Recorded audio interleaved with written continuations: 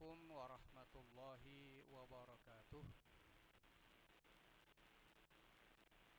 Innal hamdalillah wassalatu wassalamu ala Rasulillah sayyidina wa maulana Muhammad ibn Abdullah wa ala alihi wa sahbihi wa mawalah, amma ba'd.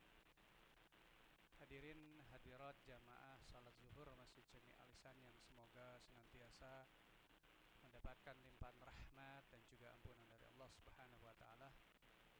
Sejenak mari kita manfaatkan waktu kita seusai salat zuhur untuk sama-sama secara singkat mengkaji kitab Nasaihul Ibad, nasihat-nasihat untuk para hamba, karangan Imam Nawawi Al-Bantani Al-Jawi.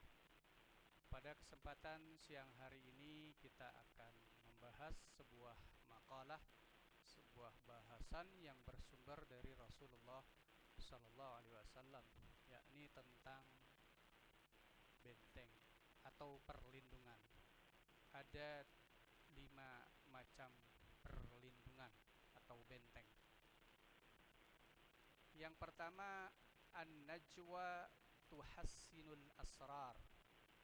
Berbisik-bisik itu melindungi dari rahasia-rahasia.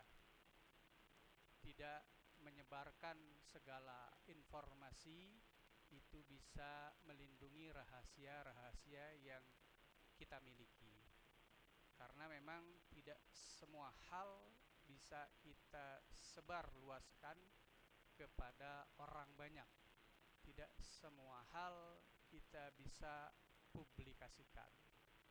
Ada hal-hal yang harus tetap menjadi rahasia. Di antaranya aib diri kita sendiri, bukan untuk diumbar. Kemudian aib keluarga. Dan juga capaian-capaian prestasi nikmat yang kita dapat juga tidak semuanya perlu kita umbar. Fakitmanul asrar aqwa asbabun najah. Bahwa menyembunyikan rahasia-rahasia adalah sebab terkuat daripada kesuksesan. Jadi ada hal-hal yang perlu kita rahasiakan agar kita sukses. Makanya ada rahasia dagang, ya. Ketika kita punya rumah makan, ada istilah rahasia dapur, ya, racikan-racikan rahasia yang mana kita nggak perlu menyebarluaskannya kepada orang banyak. Ketika pertandingan, ya, ada istilah latihan tertutup. Agar apa? Agar latihan itu, taktik-taktik kita tidak bisa dilihat oleh orang lain, khususnya lawan kita. Kan istilah kalau timnas kita mau bertanding ada sesi latihan tertutup, ya, supaya musuh lawan tidak melihat taktik yang akan kita gunakan. Tidak semua hal bisa kita publikasikan, kita sebarluaskan kepada halayak.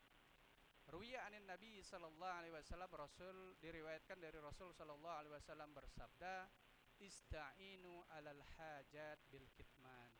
Mintalah tolong kalian semua terhadap keinginan-keinginan dengan cara menyembunyikan. Itu tadi, ada hal-hal yang perlu kita sembunyikan. Fa inna kulladzi ni'matin mahsudun, karena sesungguhnya setiap orang yang memiliki kenikmatan, kelebihan, pasti ada saja orang yang hasud, iri, dan dengki. Nah, makanya tidak semua ketika kita sebarkan, publikasikan capaian-capaian, prestasi-prestasi kita itu semua orang senang. Pasti ada orang yang nggak senang, orang yang iri, dengki terhadap capaian tersebut. Makanya kita harus selektif terhadap apa saja yang perlu kita publikasikan. Apalagi ini era media sosial, sedikit posting, maka kita harus hati-hati, selektif apa yang kita posting. Jangan berupa aib diri sendiri, aib keluarga, ataupun overposting, terlalu posting terhadap capaian-capaian kita. Karena apa? Enggak semua orang suka dengan capaian yang kita miliki, kita dapatkan. Kullu dzi ni'matin mahsud. Setiap orang yang memiliki nikmat, kelebihan, pasti ada saja orang yang hasud. Kemudian yang kedua, wassadaqatu tuhassinul amwal. Sedekah itu membentengi harta kita. Jadi harta bisa dibentengi dengan sedekah. Adapun harta yang tidak dibentengi dengan sedekah, ia bisa bercampur dengan harta atau hak orang lain, sehingga harta kita menjadi tidak bersih, menjadi kotor.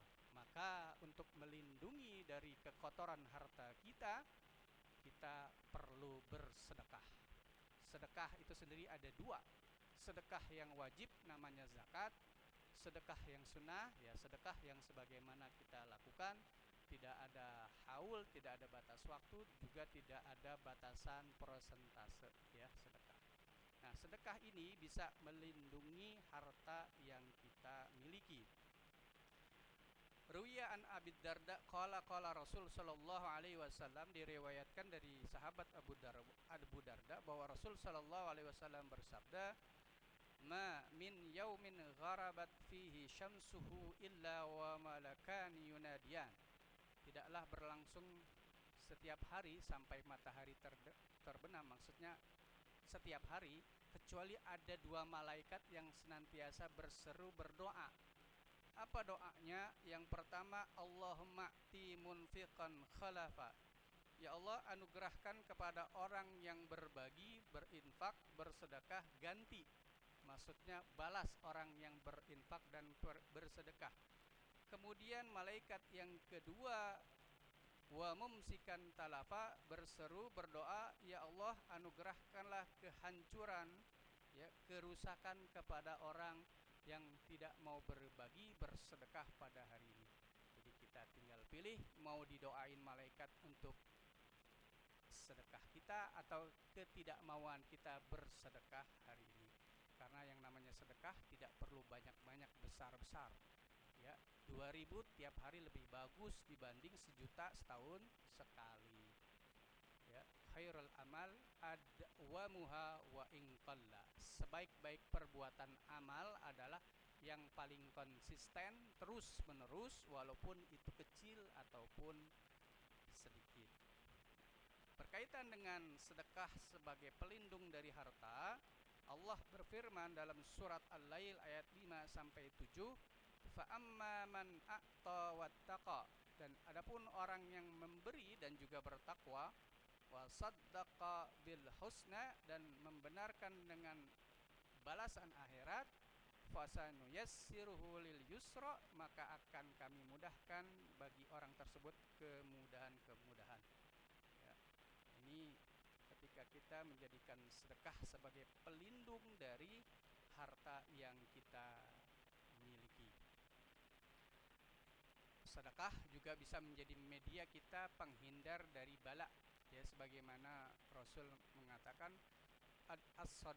as-sadaqatu tadfa'ul bala. Jadi kalau kita nggak mau kena bencana, maka sedekah. Makanya ada yang membiasakan sebelum ia pergi, mungkin pergi yang agak jauh, dia sedekah dulu. Karena apa? Ikhtiar dia untuk ketika di perjalanan tidak ada kejadian yang macam-macam. Kemudian yang ketiga, wal ikhlasu yuhassinul a'mal. Ikhlas itu membentengi, melindungi kita dari amal-amal. Artinya amal kita itu bisa rusak kalau tidak dilindungi dengan keikhlasan. Rusaknya amal adalah kita tidak mendapatkan apapun nilai di sisi Allah Subhanahu wa Ta'ala. Kita udah salat, udah sedekah, tapi nggak ada nilainya di sisi Allah karena tidak dilindungi oleh keikhlasan.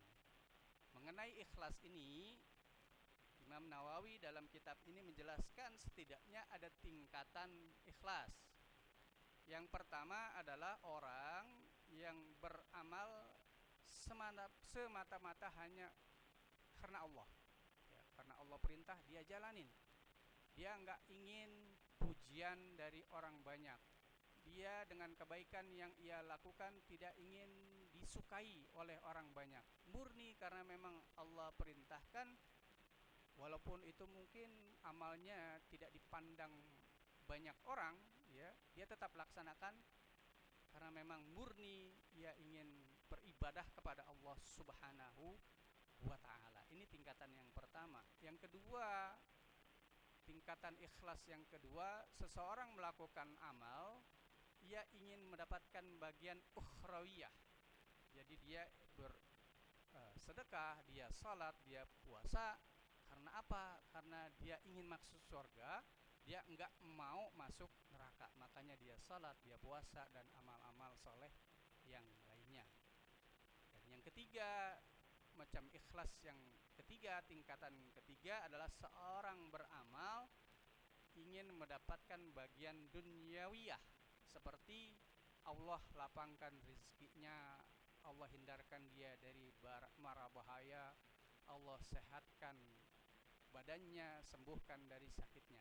Ini juga nggak masalah, ya. Ketika kita beramal, kita ingin dengan amal itu Allah berikan berupa dunia untuk kita. Contoh yang masyhur, sholat duha, ya. Ketika kita sholat duha, khususnya para pengamal sholat duha ini, maka di antara yang diinginkan adalah Allah lapangkan rizki kita, bukakan pintu-pintu rizki kita melalui sholat duha yang kita laksanakan.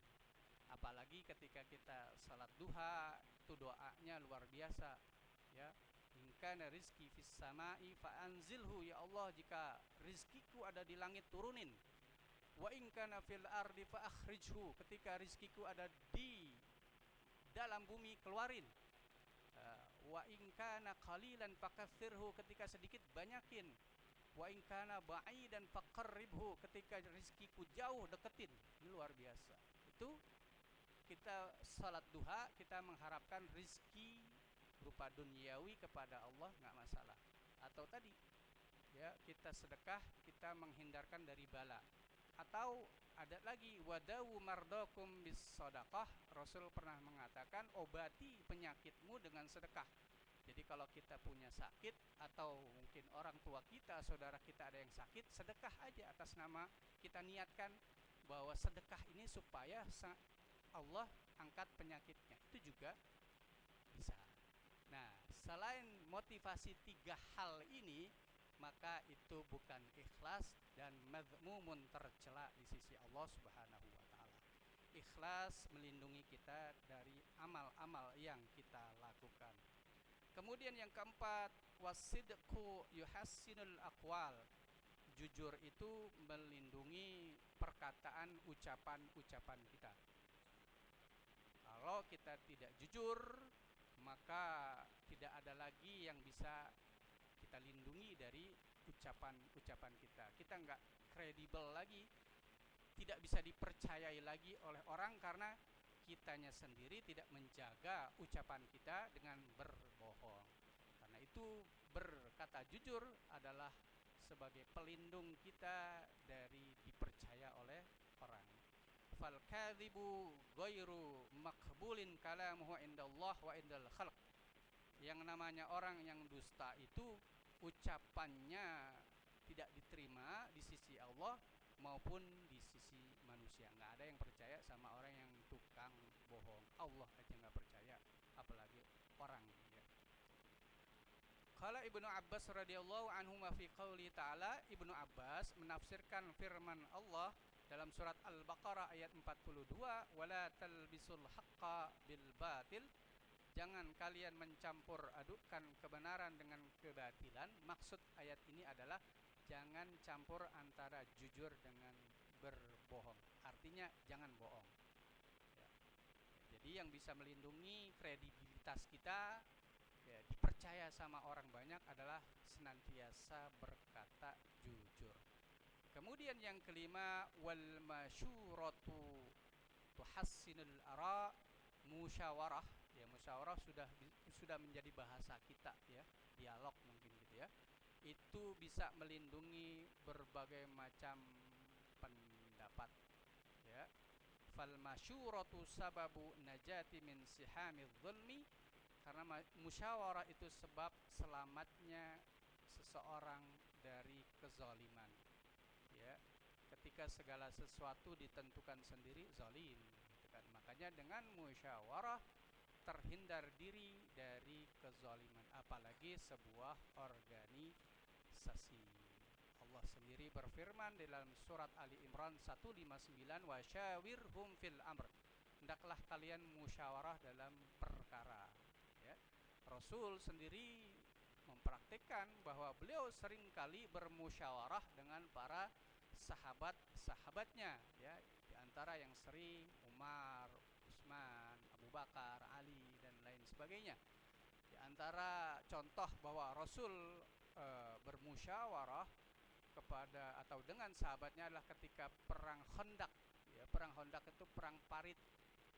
Yang mengusulkan dibuatnya parit di sekeliling kota Madinah adalah usulan dari sahabat Salman Al-Farisi. Artinya apa? Ada dialog antara Rasul dengan para sahabat, bagaimana kita menghadapi serangan dari kafir Quraisy dan kabilah-kabilah yang ingin menyerang Rasulullah di Madinah. Akhirnya Salman Al-Farisi mengusulkan bikin parit saja, dan ternyata sangat efektif parit yang dibuat itu untuk meredakan serangan, ya, dari para musuh, para kafir, ya, para kufar. Dan juga sahabat Umar Ibnul Khattab, ia punya tim, ya. Ketika ada problem yang baru, ya, kekinian lah pada saat itu, Umar Ibnul Khattab senantiasa mengajak sahabat-sahabat yang lain untuk diskusi nih, bagaimana ini, gitu kan. Di antaranya Utsman, Ali, Tolhah, Subair, Abdurrahman bin Auf, ini tim musyawarah dari Umar Ibnul Khattab. Ya, mungkin sekarang itu disebut bahsul masail, membahas masalah-masalah yang terjadi pada saat itu.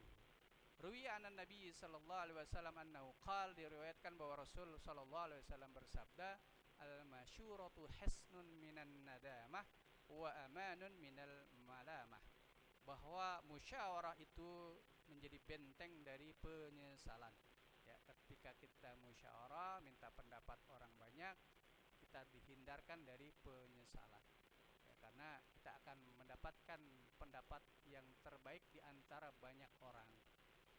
Wa amanun minal malamah, dan kita selamat dari protes orang banyak. Teman sekalian, inilah 5 perlindungan yang perlu kita miliki sehingga kita bisa selamat dari hal-hal yang tidak kita inginkan. Demikian, wallahul muwaffiq ila aqwamit thoriq. Wassalamualaikum warahmatullahi wabarakatuh.